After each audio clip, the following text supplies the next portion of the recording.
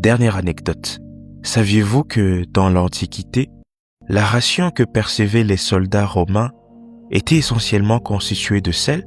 Oui, on payait des soldats avec du sel. C'est même de cet usage que dérive le mot salaire, du latin salarium. Intéressant, n'est-ce pas? Vous comprenez par là l'importance indéniable que le Seigneur Jésus donne au sel lorsqu'il dit à ses disciples « Vous êtes le sel de la terre ». Nous sommes, nos chrétiens et disciples du Seigneur, le sel de la terre.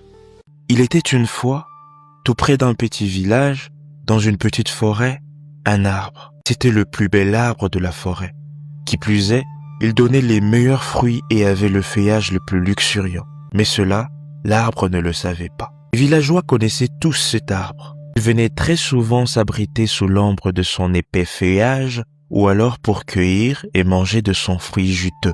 Le bel arbre se plaisait bien dans la forêt. Malgré qu'il était éloigné des autres arbres de la forêt, il était au bon endroit. Il recevait assez de soleil quand il faisait chaud et assez d'eau quand il pleuvait. De plus, il était à l'abri des tempêtes et était enraciné dans une bonne terre, ce qui favorisait considérablement sa croissance. Les autres arbres de la forêt, eux, mouraient de jalousie à l'égard du bel arbre. Ils rêvaient d'être à sa place, d'avoir son magnifique et luxuriant feuillage